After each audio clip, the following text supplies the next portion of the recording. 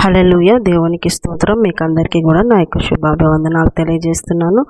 దేవుని సంగమ, ఈరోజు దేవుని యొక్క వాక్యాన్ని మనం ధ్యానించుకుందాము. విలాప వాక్యములు 3వ అధ్యాయము 22వ వాక్యము. యెహోవా కృపగలవాడు, ఆయన వాత్సల్యత ఎడతెగక నిలుచున్నది గనుక మనము నిర్మూలము కాకున్న వారము. హల్లెలూయా. దేవునికి స్తోత్రం. దేవుని సంగమ, నీవు నమ్మిన నీ దేవుడు ఎటువంటి దేవుడై ఉన్నాడో నువ్వు అనుభవపూర్వకంగా నువ్వు తెలుసుకొని ఉండాలి. వాక్యం సెలవిస్తుంది, ఆయన కృపగల దేవుడు. ఆయన కృప చూపబట్టే ఈ రోజున నీవు నిర్మూలము కాకుండా బ్రతికి ఉన్నావు, సజీవ లెక్కలో ఉన్నావు అనేది నువ్వు తెలుసుకోవాలి. ఎంత ప్రేమ చూపే దేవుడుగా ఉంటున్నాడు, ఎంత కృప చూపే దేవుడుగా ఉంటున్నాడు. ప్రతి ఒక్కరికి కూడా ఆయన సమయముని ఇస్తూ ఉన్నాడు. వెంటనే పాపం చేసిన వెంటనే కూడా ఆ పాపానికి తగిన శిక్ష పొందకపోవడం వల్ల చాలామంది దేవుడు అంటే నిర్లక్ష్యము, దేవుడు అంటే ఏముందిలే, ఆయన కూడా మా వంటి వాడైనాము అందుకనే మౌనంగా ఉన్నాడు, నాకేం కాదు, ఇట్లా తప్పులు చేసైనా ప్రార్థన చేయొచ్చు, తప్పులతో ఉండైనా దేవుని సన్నిధికి వెళ్ళొచ్చు, తప్పులు చేసినా కూడా ఏమనలే దేవుడు అని అనుకుంటూ ఉన్నారు. కానీ ఆయన కృప చూపుతున్నాడు అనేది గ్రహించటం లేదు. కృప చూపి సమయం ఇస్తున్నాడు, కృప చూపి ఆయుస్సునిస్తున్నాడు, కృపను చూపి ఆయన తోడుండి సజీవ లెక్కలో ఉంచుతున్నాడు. దేవుని ప్రియ సంగమా, నువ్వు తెలుసుకో, దేవుడు కృపగలవాడు. ఆయన కృపను పోగొట్టుకున్న వాళ్ళు ఉన్నారు. సౌలు కృప పోగొట్టుకున్నాడు. సమూయేలు 2వ గ్రంథము 7వ అధ్యాయంలో మనం చూసినట్లయితే 7వ అధ్యాయం 15-13 నుండి మీరు చదివినట్లయితే సౌలుకు దేవుని కృప దూరమైంది. సౌలుకు దూరమైనట్టు నా కృపను నీ కుమారునికి నేను దూరం చేయను అని దేవుడు దావీదు విషయంలో నాతానుకు తెలియజేస్తూ వస్తాడనమాట.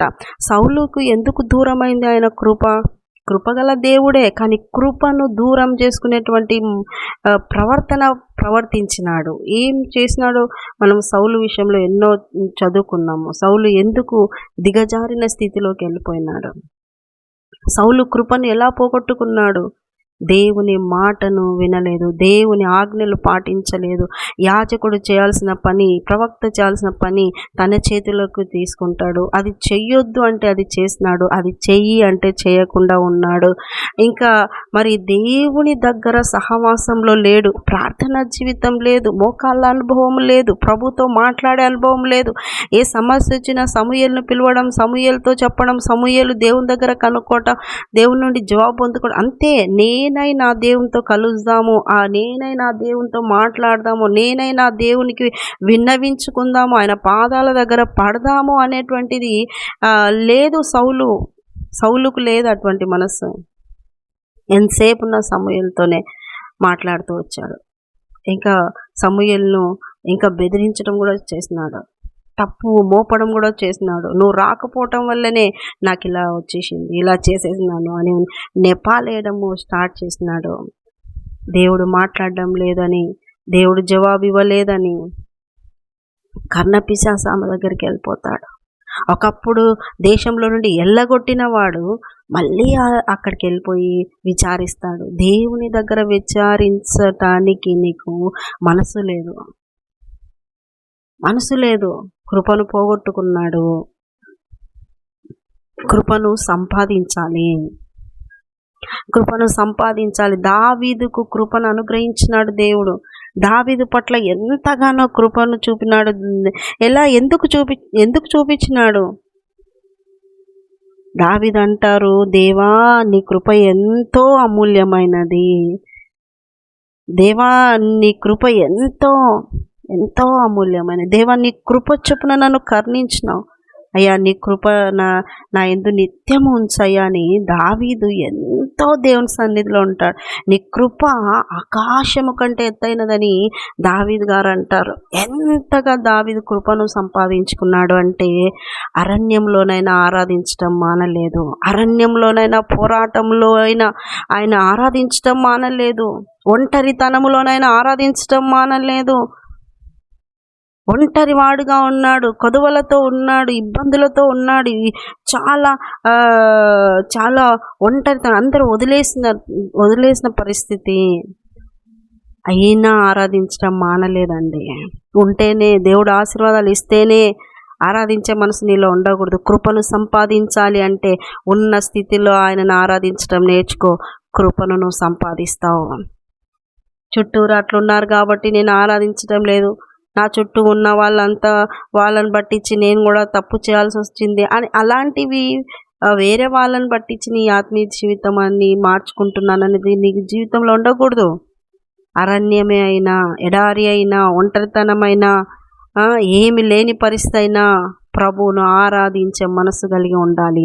అప్పుడే కృపను సంపాదిస్తావు, కృపను పొందుకుంటావు. అమూల్యమైన ఆయన కృప, ఆకాశం కంటే ఎత్తైన ఆయన కృప, అటువంటి గొప్ప కృపను నువ్వు సంపాదించుకుంటావు.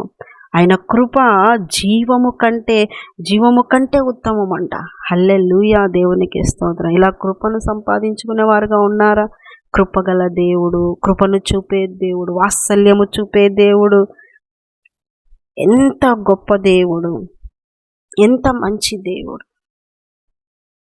ఎంతగా ఆయన కృప చూపేవాడుగా ఉన్న లోతు.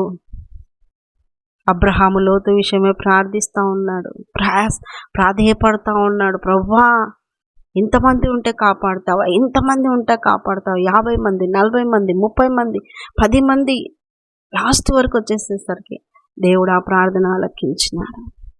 అటు లోతు ఇంకా పోవడానికి ఏమంటారు, తొందరపడడం లేదు. నిదానిస్తూ ఉన్నప్పుడు దూతలు ఆ చేతి పట్టుకొని తీసుకొని పోతారు. ఎంత కృప చూపేవాడు. ఎందుకు ఆయనకేమి అవసరమో అక్కడే కాల్చేయచ్చు కదా? లేదు, ఆయనను ప్రేమించే వాళ్ళంటే నీతిమంతులను విడిచిపెట్టని దేవుడు, కృప చూపే దేవుడు. నీతిగా బతుకుతున్నావు, నీ కృపను నీకు వస్తుంది, నీ కృపను సంపాదించుకుంటావు. నీతిగా యథార్థంగా బతికితే కృపను సంపాదించుకుంటావు. నాశనమయ్యే మధ్యలో నువ్వు నాశనం కాకుండా రక్షించబడతావు, విమోచించబడతావు. నోవాహు కృప పొందిన వాడాయను.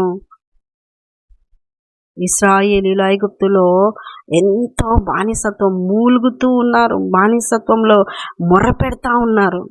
ప్రభు ఎంత కృపగలవాడో తెలుసా? ఆయన ఆ మొర విని మోషేను ఎన్నుకొని వారిని విమోచించిన వాడుగా ఉంటున్నాడు. హల్లెలూయా, దేవునికి స్తోత్రం. ఆయన విమోచించి ఆ ప్రజలను తీసుకొని పోయినాడంట. తీసుకొని పోయి ఆయన అక్కడ వారిని ఆశీర్వదించినాడు. హల్లెలూయా. ప్రియ దేవుని బిడ్డలారా, మంచి మనసు కలిగిన వాడు యేసయ్య. వింటాడండి, కష్టాలను వింటాడు, ఒంటరితనాన్ని చూస్తాడు, బాధలలో నీకు సహాయం చేస్తాడు. నీతో ఉన్న దేవుడు యేసయ్య. ఎంత మంచి దేవుడు. ఆయన ఆకాశమందుండి చూస్తున్న రాజు అండి. ఆయన రాజు నీకోసమై దిగొచ్చాడు. నీకోసమై దిగొచ్చిన రాజు ఆయన రాజు. హల్లెలూయా, దేవునికి స్తోత్రం. కాబట్టి కృపగలవాడు యెహోవా, కృపగలవాడు, వాత్సల్యము చూపువాడు. కనుక ఆ కృపను పోగొట్టుకోకుండా కృపను సంపాదించేవారుగా మారండి. ఇంకా కృపను ఇంకా పెంచుకునేవారుగా మారండి. ఆ కృప ద్వారా అనేక కార్యాలు దేవుని పట్ల, దేవుని యొక్క స్వార్థ పట్ల జరిగించేవారుగా మారండి. దేవుని యొక్క కృపను ఇంకా సంపాదించుకోండి. అట్టి దీవెన మీకు అందరికీ కలుగును గాక. ఆమేన్. చిన్న ప్రార్థన చేసుకునేసరికి నీకు వందనాలు. విన్నవారిని అందరినీ దీవించండి, ఆశ్రయించండి. కృపను పొందుకొని కృపగల దేవుని యొద్ద వర్ధిల్లే కృప విన్నవారికి అందరికీ దయచేయమని, ఆత్మలో వర్ధిల్ల చేయమని, రాకడకు సిద్ధపరచమని యేసు పరిశుద్ధ నామములో అడుగుతున్నాం మా తండ్రి. ఆమేన్, ఆమేన్, ఆమేన్. యేసు రక్తమే జయం, సిలువ రక్తమే జయం. ప్రభు యేసు నామానికి సంపూర్ణ విజయం కలుగును గాక. Amen, amen, amen. Good morning. Praise Lord. దేవుడు మళ్ళీ దీవించి ఆశ్రయించును గాక. ఆమేన్.